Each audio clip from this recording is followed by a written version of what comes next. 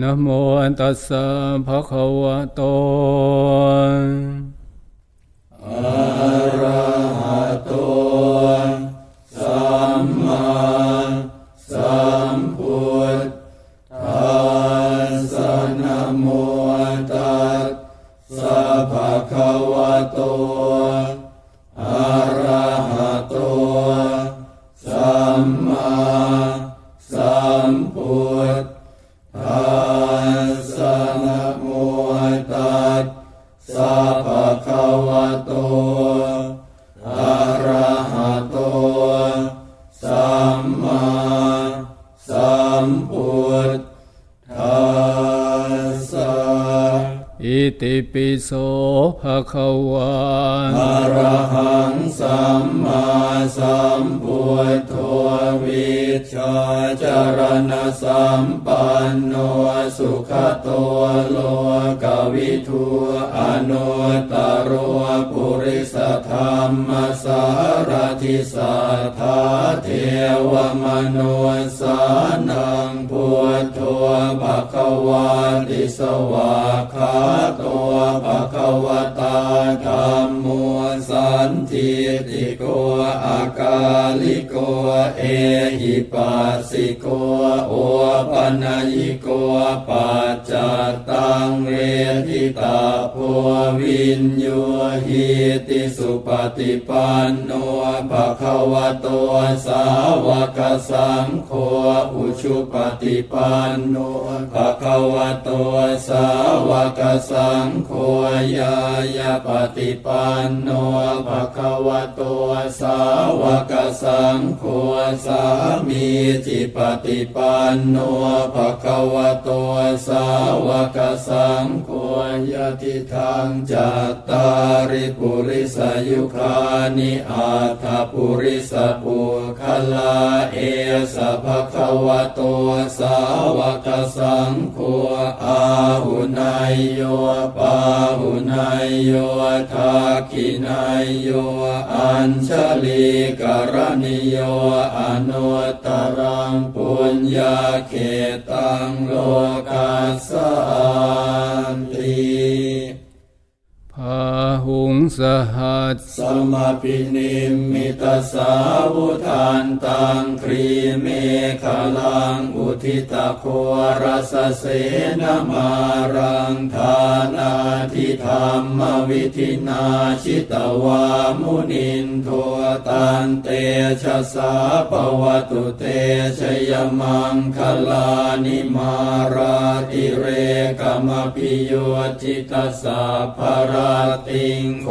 รัมปนารวกมากรรมถาทยาขังขันติสุทันตวิธินาชิตวามุนินโทตันเตชะสาปวัตุเตชยมังคลานินาราคิริงขชวรังอติมาตภูตังทาวาคิจากรรมสนีวสุทารุนันตังเมตตัมปุเสกวิธินาชิตวามุนินโทตันเตชะสาภวตุเตชยมังคลานิอุคิตขัดขมติหาตสุทารุนันตังทาวันติโยชนะปะทังคุลิมาลวันตังอิทธิพิสังคตมโนชิตวามุนินโทตันเตชะสาภวตุเต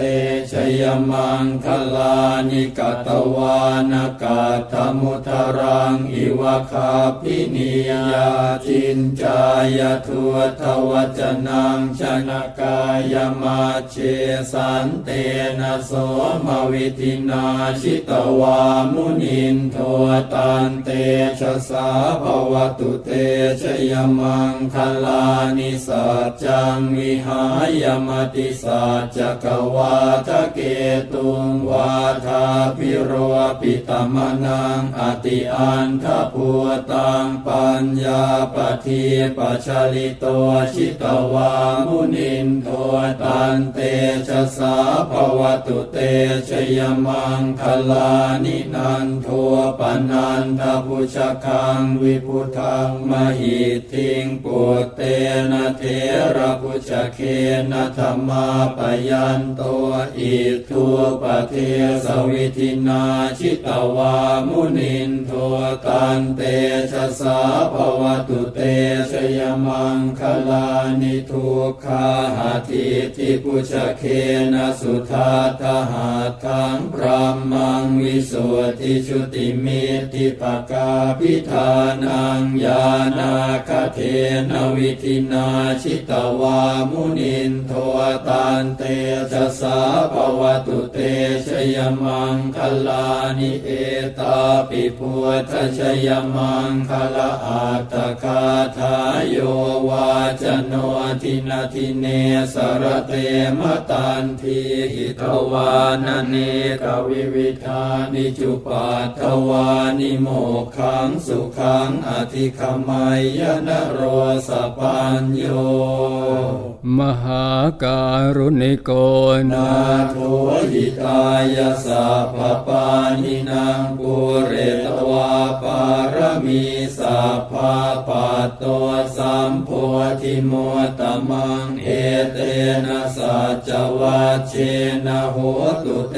ชยมังคลังชยันโตโพธิยามูเลสารยานังนันทิวัตโนเอวังตวังวิชโยโหหิชยาสุชยมังคะเลอปราชิตปัลลังเกสีเสปัทวิโปคะเรอภิเสเกสะปะโพธานังอาคาปะโตปะโมทติสุนาคาตังสุมังคลังสุปาภาตังสุหุทิตังสุขโนสุมุหุโตจะสุยิทังพระมจาริสุปทาคินังกายกรรมังวาจากรรมังปทาคินังปทาคินังมโนกรรมังปณิทิเตปทาคินาปทาคินานิกตวานลพันตเทปทาคิเนภวตุสัพพมังคลังราคันตุสัพพเทวตาสัพพพุทธานุภาเวนัสทธาโสธีภวันตุเตภวตุสัพพมังคลังราคันตุสัพพเทวตาสัพพธรรมานุภาเวนัสทธาโสธีภวันตุเต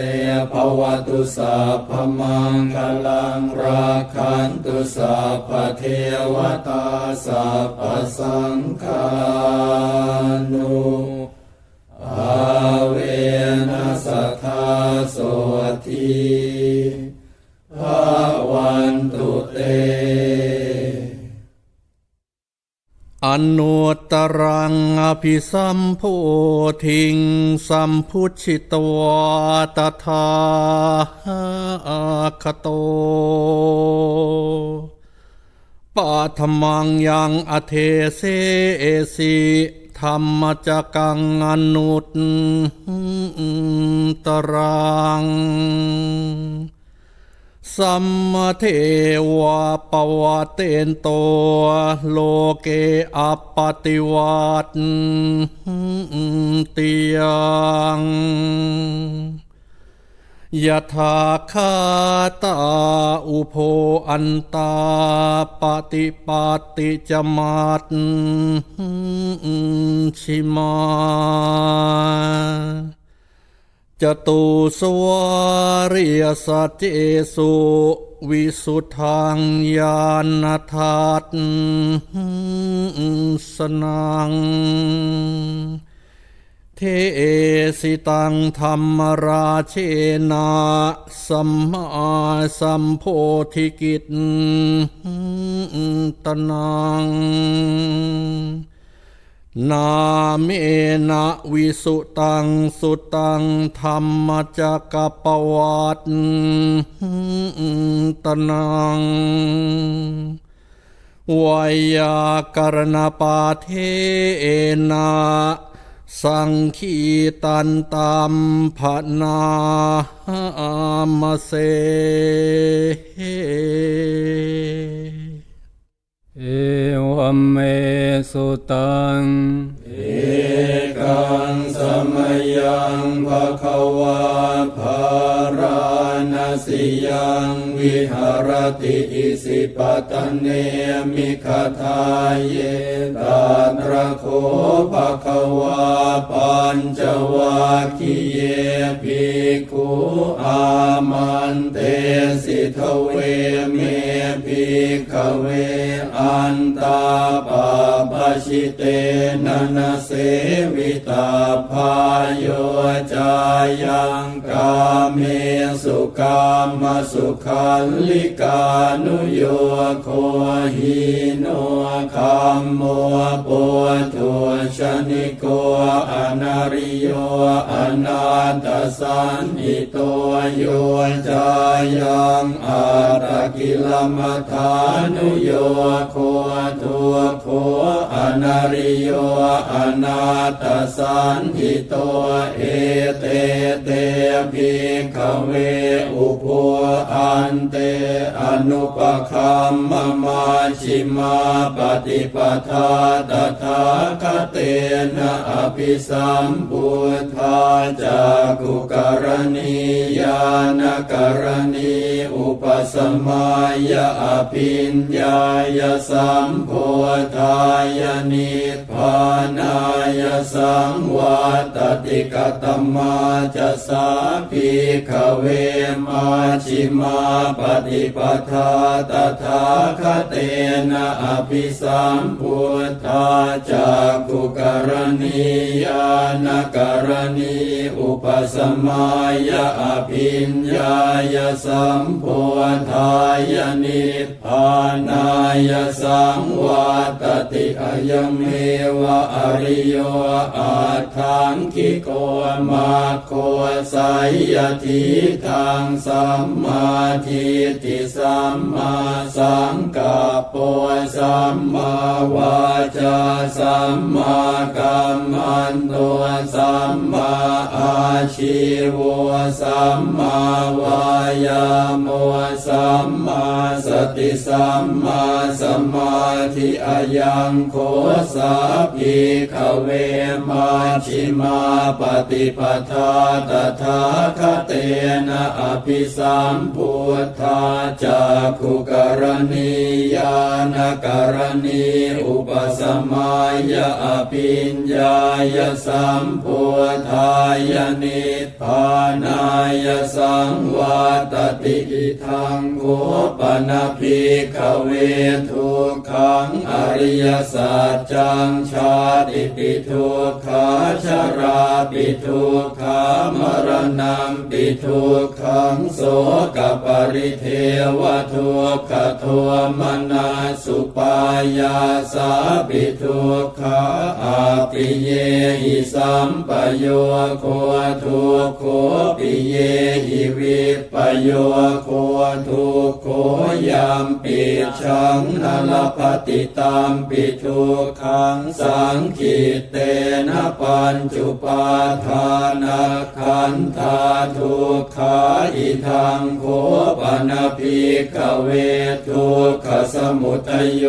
อริยสัจจังยายังตัณหาปุโนภวิกานันทิราคสหคตาตาตระตาตราภ ภินันทินีไสยทิตังกามตัณหาภวตัณหาวิภวตัณหาอิทังโคปนะภิกขเวทุกขนิโรธอริยสัจจังโยตัสสะเยวตัณหายะเสสวิราคนิโรธจาโคปฏินิสักโคมัวติอนาลโยอิทังโคปนะภิกขเวทุกขนิโรธคามินีปฏิปทาอริยสัจจังอายเมวะอริโยอาทังคิโกมาโคไสยทิทังสัมมาทิฏฐิสัมมาสังกัปปะสัมมาวาจาสัมมากัมมันโตสัมมาอาชีวะสัมมาวายาโมสัมมาสติสัมมาสมาธิ อิทังทุกขังอริยสัจจันติเมภิกขเวปุพเพอนันโนสุเตสุธัมเมสุจักขุงอุทธปาทิญาณังอุทธปาทิปัญญาอุทธปาทิวิชชาอุทธปาทิอาโลโกอุทธปาทิตังโคปนิทังทุกขังอริยสัจจังปริญญายันติเมภิกขเวปุพเพอนันโนสุเตสุธัมเมสุจักขุงอุทธปาทิญาณังอุทธปาทิปัญญาอุทธปาทิวิชชาอุทธปาทิอาโลโกอุทธปาทิตังโคปนิทังทุกขังอริยสัจจังปริญญาตันติเมภิกขเวปุพเพอนันโนสุเตสุธัมเมสุจักขุงอุทธปาทิญาณังอุทธปาทิปัญญาอุทธปาทิวิชชาอุทธปาทิอาโลโกอุทธปาทิอิทังทุกขสมุทัยโยอริยสัจจันติเมภิกขเวปุพเพอนันโนสุเตสุธัมเมสุจักขุงอุทธปาทิญาณังอุทธปาทิปัญญาอุทธปาทิวิชชาอุทธปาทิอาโลโกอุทธปาทิตังโคปนิทังทุกขสมุทัยโยอริยสัจจังปหาตาพันติเมภิกขเวปุพเพอนันโนสุเตสุธัมเมสุจักขุงอุทธปาทิญาณังอุทธปาทิปัญญาอุทธปาทิวิชชาอุทธปาทิอาโลโกอุทธปาทิตังโคปนิทังทุกขสมุทัยโยอริยสัจจังปหีนันติเมภิกขเวปุพเพอนันโนสุเตสุธัมเมสุจักขุงอุทธปาทิญาณังอุทธปาทิปัญญาอุทธปาทิวิชชาอุทธปาทิอาโลโกอุทธปาทิอิทังทุกขนิโรธอริยสัจจันติเมภิกขเวปุพเพอนันโนสุเตสุธัมเมสุจักขุงอุทธปาทิญาณังอุทธปาทิปัญญาอุทธปาทิวิชชาอุทธปาทิอาโลโกอุทธปาทิตังโคปนิทังทุกขนิโรธอริยสัจจังสัจจิกาตาพันติเมภิกขเว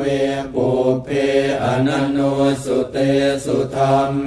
สุจักขุงอุทธปาทิญาณังอุทธปาทิปัญญาอุทธปาทิวิชชาอุทธปาทิอาโลโกอุทธปาทิตังโค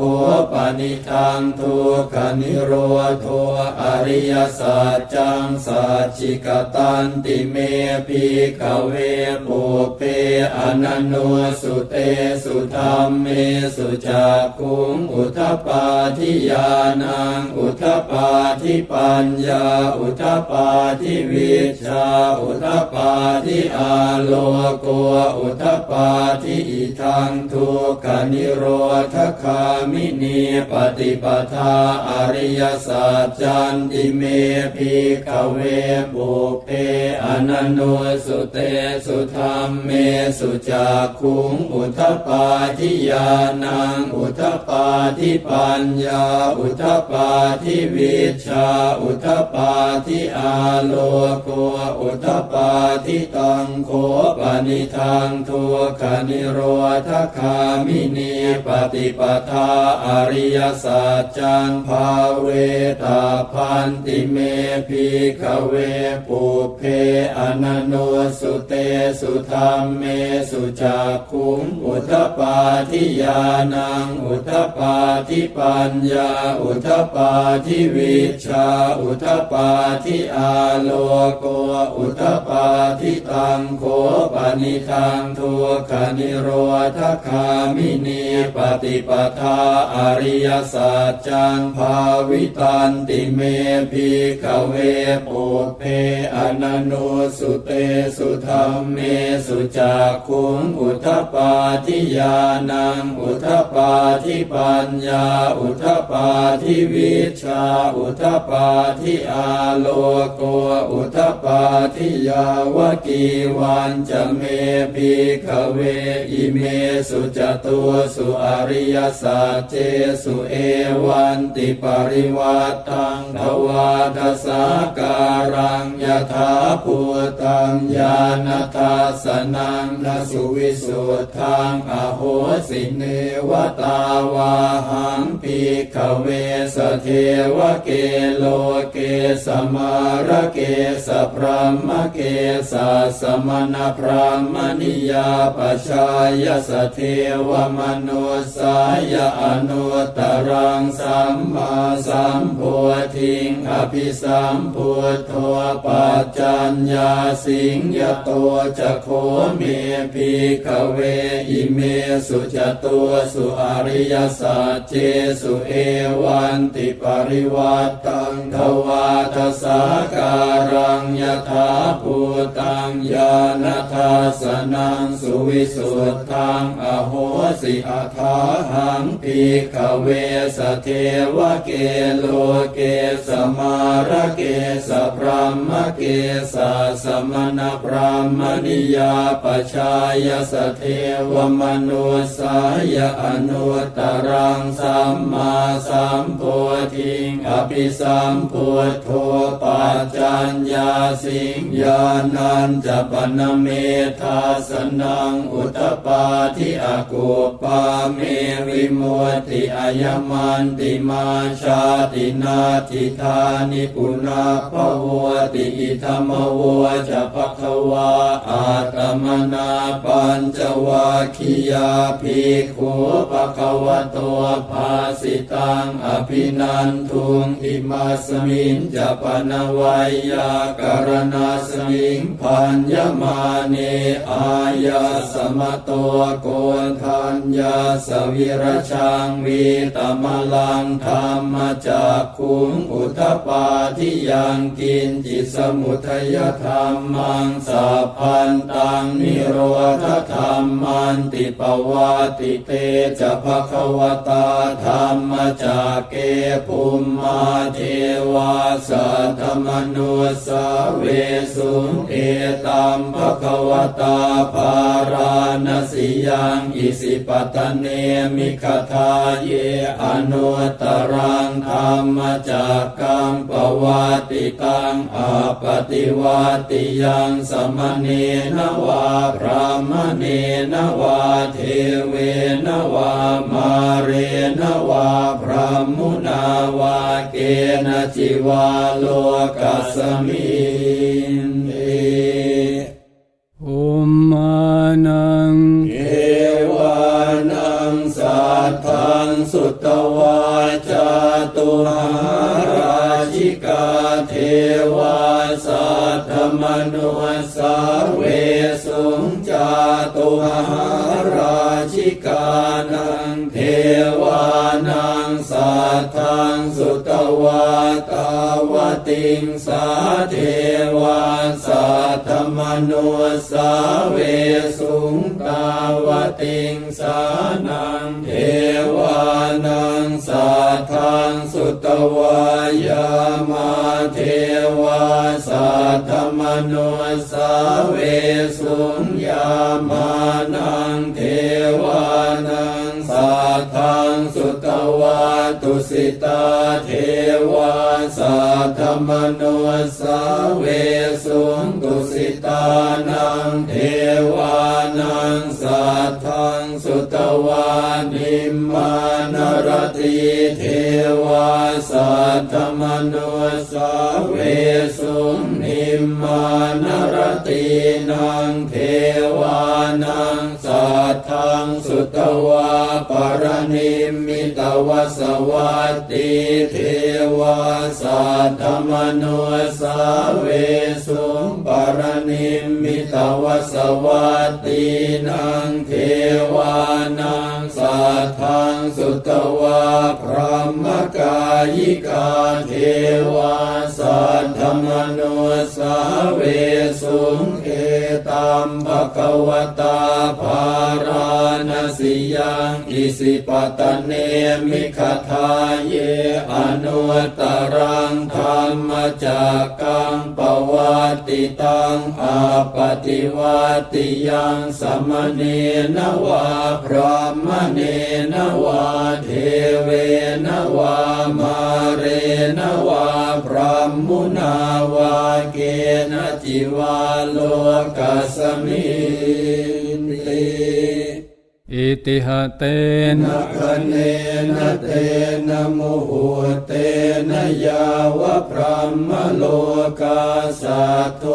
อาภูคาชิอายัญจะทัสสะหัสสีโลกธาตุสังกัมปิสัมปะกัมปิสัมปะเวทิอาปมาโนจะโอ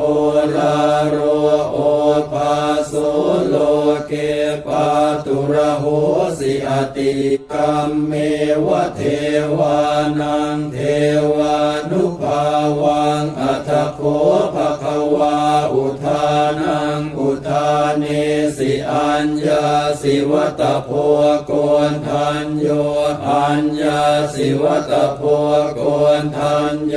ติอิติหิทังอายะสมะโตโกนทัญญาสอัญญาโกนทัญโยตเววนาหังอาโหสิติ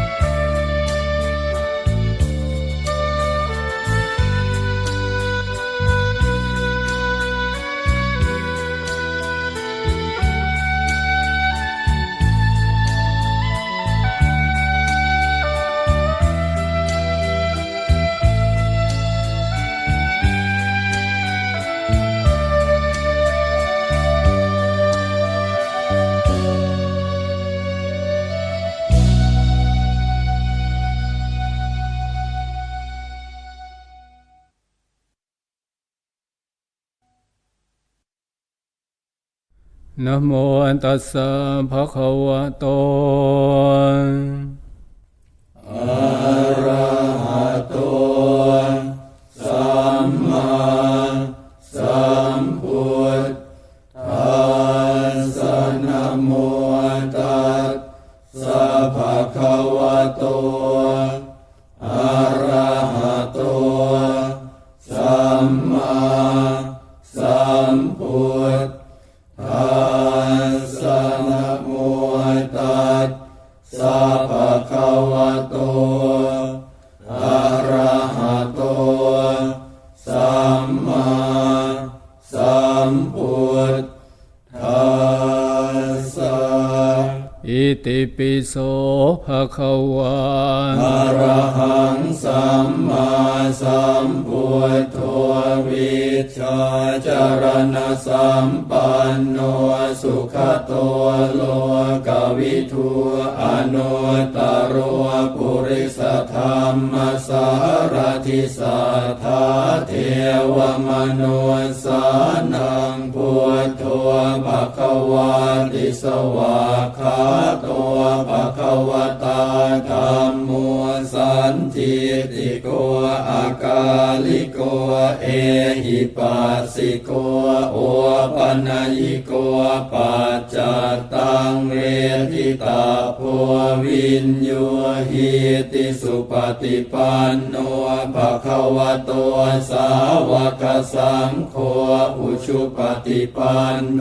ภะคะวะโตสาวกสังโฆยายาปฏิปันโนภะคะวะโตสาวกสังโฆสามีจิปฏิปันโนภะคะวะโตสาวกสังโฆยะติทังจัตตาริปุริสยุคานิอาถาปุริสปุคลาเอสะภะคะวะโตสาวกสังโฆอาหุนายโยปาหุนายโยทักขินายโยอัญชลีกรณิโยอนุตตรังปุญญาเขตังโลกัสสันติพาหุงสหัสสมปินิมมิตสาวุทานตังครีเมฆลังอุทิตโครสเสนมารังธานาทิธรรมวิธินาชิตวามุนินโทตันเตชะสาปวัตุเตชยมังคลานิมาราติเรกมปิโยจิตสาภราติงโค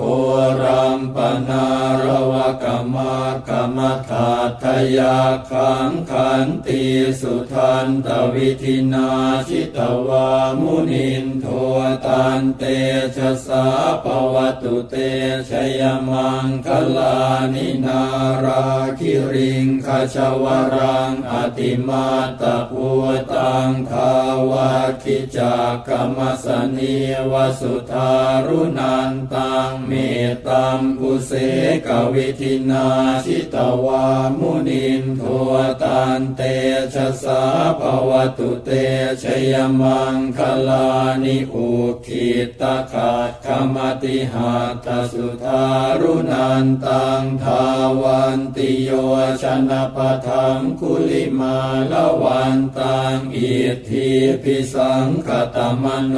ชิตวามุนินโทตันเตชะสาภวตุเตชยมังคลานิกัตวานกาธมุทรังอิวะคาพินิยาจินจายทุทวจนังชนะกายมาเชสันเตนะโสมวิธินาชิตวามุนินโทตันเตชะสาภวตุเตชยมังคลานิสัจจังวิหายมติสัจจกวาทะเกตุงวาทาพิโรปิตมนังอติอันทภูตังปัญญาปทีปัจฉลิโตชิตวามุนินโทตันเตชะสาภวตุเตชยมังคลานินันโทปนันทพุชคังวิพุทังมหิทิงปุตเตนะเทระพุชเค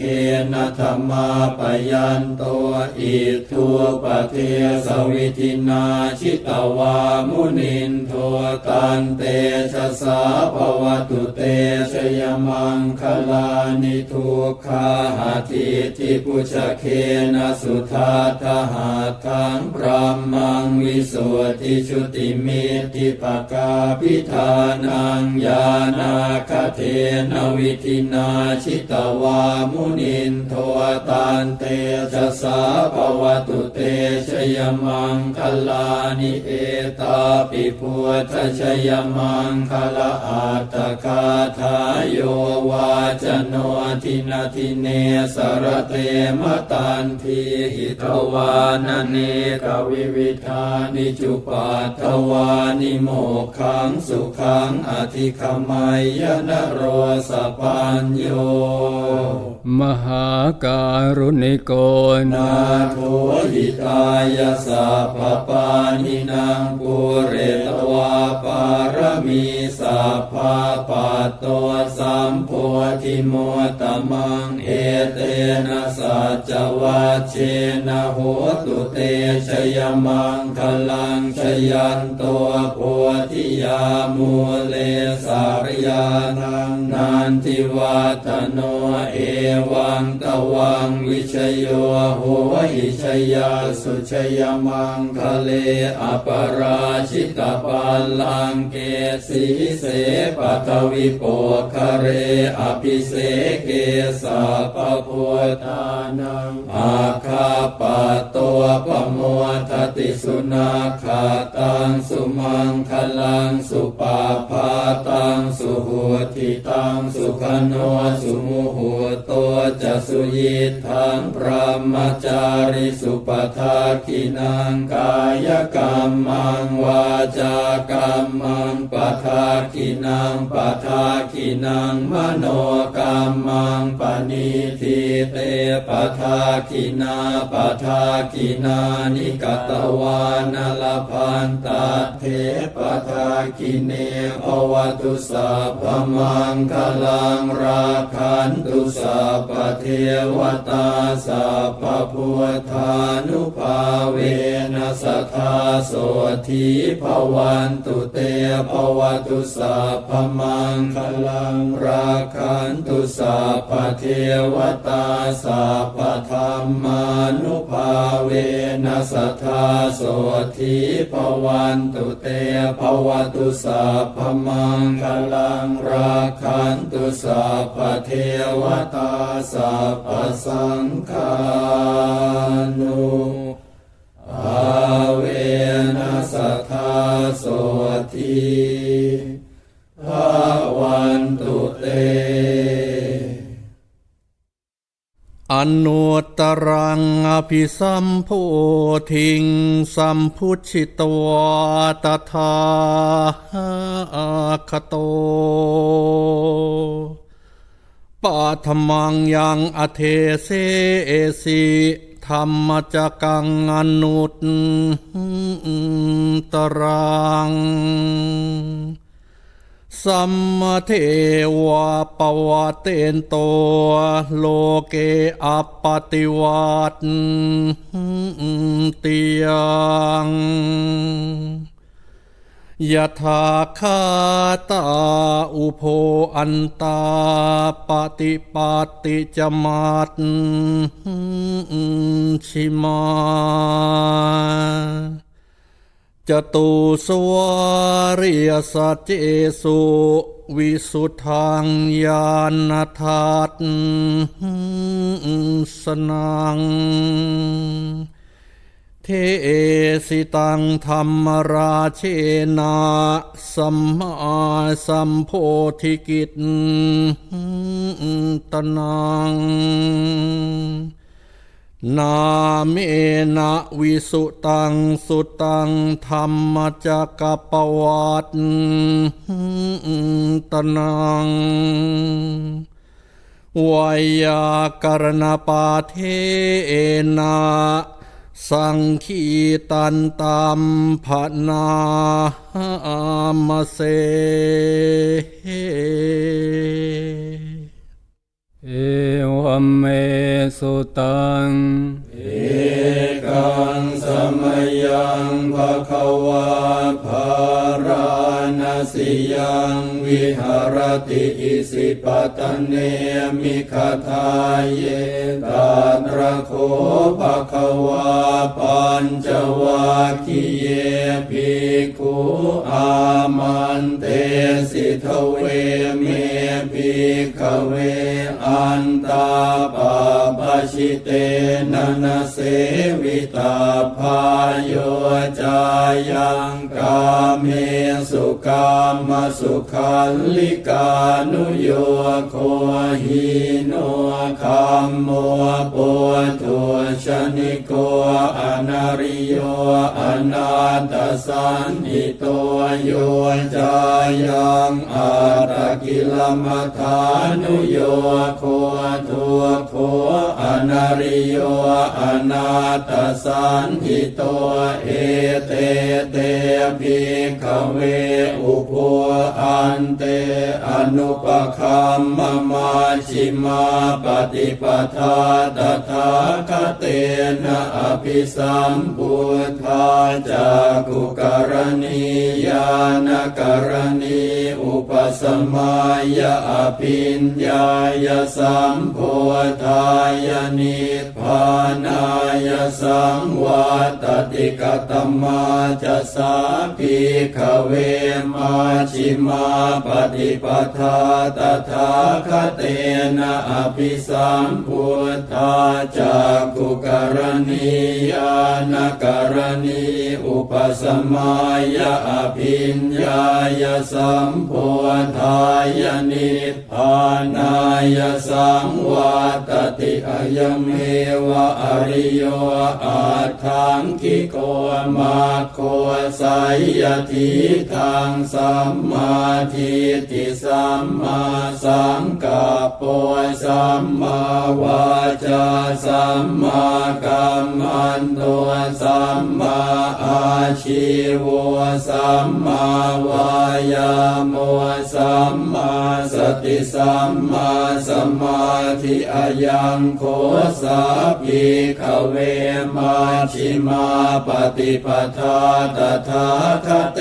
นะอภิสัมพุทธาจากขุกรณียานกรณีอุปสมัยอภิญญายสัมโพธายนิพพานายสังวาตติอิทังโคปนะภิกขเว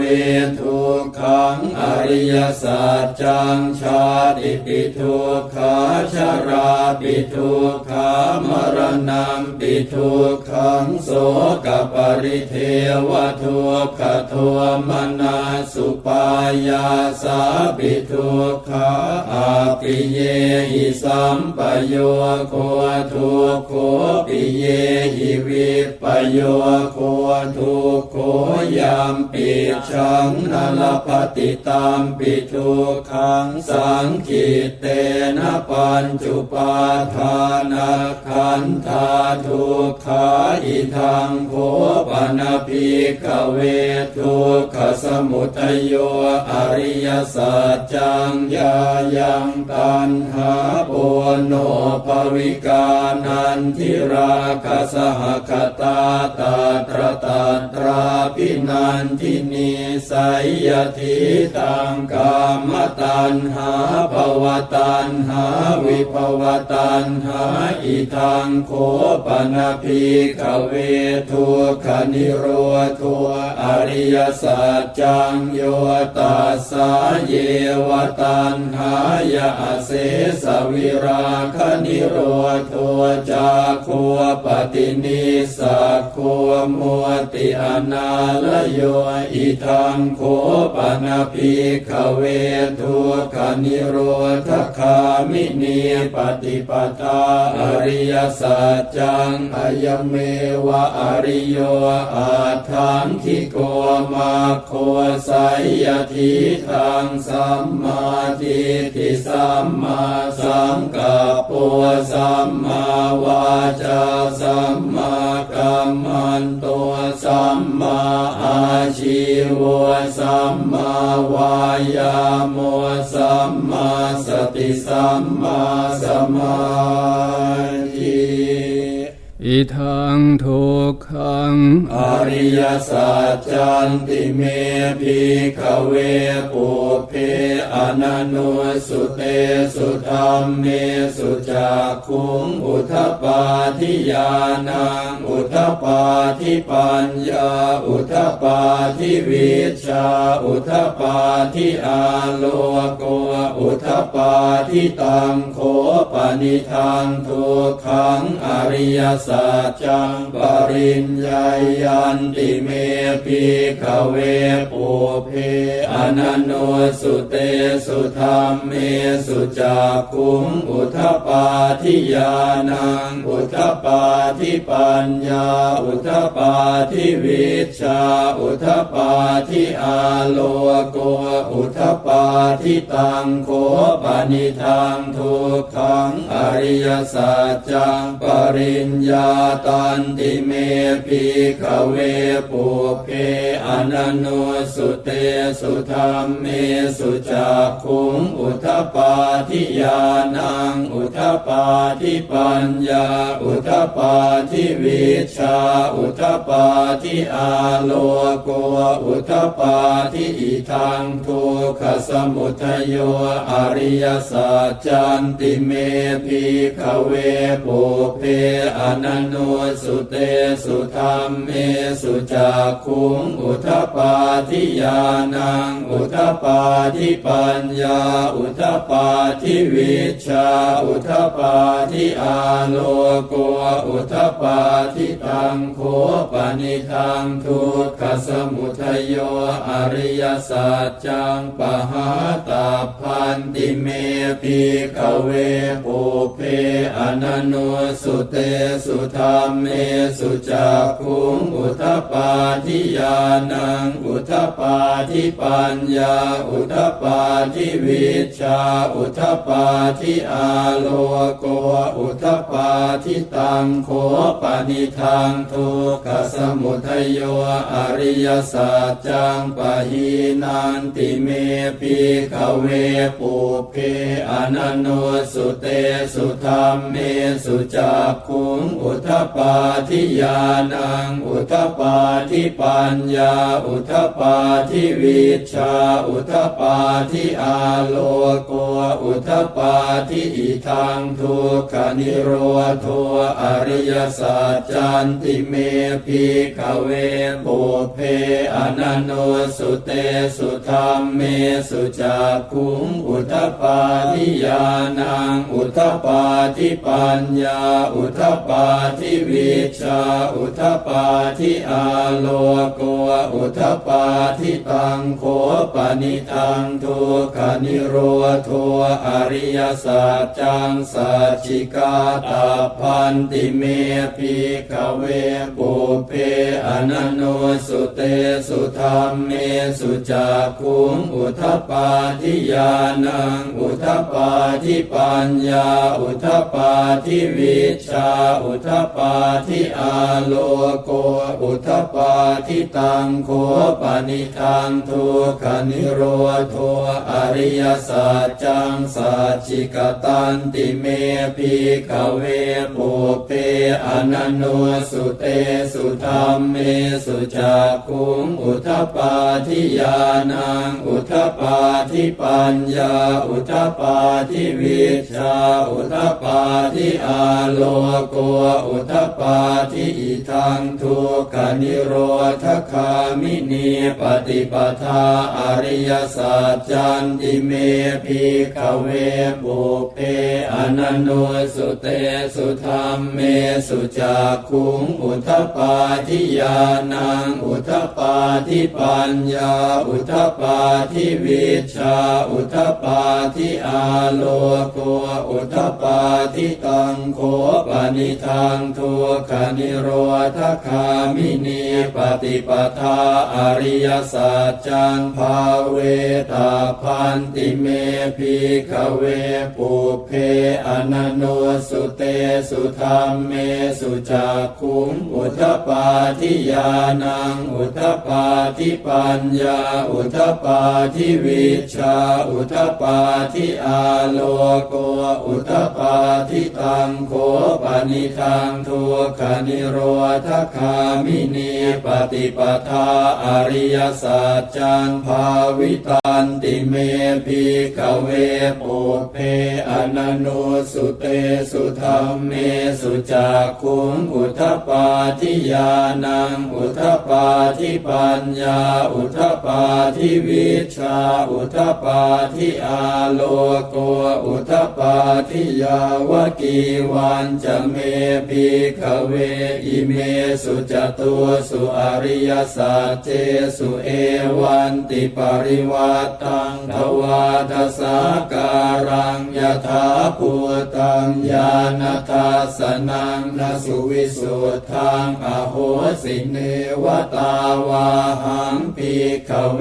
สเทวเกโลเกสมาระเกสพรหมเกสัสมณพรหมนิยาปชายสเทวมนุสายอนุตตรังสัมมาสัมโพธิงอภิสัมพุทโธปัจจัญญาสิงยโตจะโคเมภิกขเวอิเมสุจตุสุอริยสัจเจสุเอวันติปริวัตตังทวาทสาการังยถาภูตังญาณทัสสนังสุวิสุทธังอโหสิอัฏฐาหังภิกขเวสเทวเกโลเกสมาระเกสพรหมเกสัสมณพรหมนิยาปชายสเทวมนุสายอนุตตรังสัมมาสัมโพธิงอภิสัมพุทโธปัจจัญญาสิงญาณัญจปนเมธาสนังอุทธปาทิอากุปาเมวิมุตติอายมันติมาชาตินาทิธานิปุนาภวติอิธรรมโวจะภควาอาตมนาปัญจวัคคียาภิกขุภควโตภาสิตังอภินันทุงอิมัสมิงจะปนวัยยากรณาสมิงพันยมาเนอายาสมโตโกนทัญญาสวิรชังวีตมลังธรรมจักขุงอุทธปาทิยังกินจิสมุทัยธรรมังสัพพันตังนิโรธธรรมันติปวาติเตจะภควตาธรรมจักเกภูมิมาเทวาสัทธมนุสาเวสุงเอตัมภควตาภาราณสิยังอิสิปตเนมิคทาเยอนุตตรังธรรมจักกังปวัติตังอาปฏิวัติยังสมเนนวาพระมเนนวาเทเวนวามาเรนวาพระมุนาวาเกณจิวาโลกัสมินเตอุมมานังเอวานังสัทธังสุตวาจาตุหาราชิกาเทวาสัทธมนุสาเวสุงจาตุหาราชิกานังเทวานังสัทธังสุตวาตาวติงสาเทวาสัทธมนุสาเวสุงตาวติงสานังเทวานังสัทธังสุตวายามาเทวาสัทธมนุสาเวสุงยามานังเทวานังสัทธังสุตวาตุสิตาเทวาสัทธมนุสาเวสุงตุสิตานังเทวานังสัทธังสุตวานิมมานรติเทวาสัทธมนุสาเวสุงนิมมานรตินังเทวา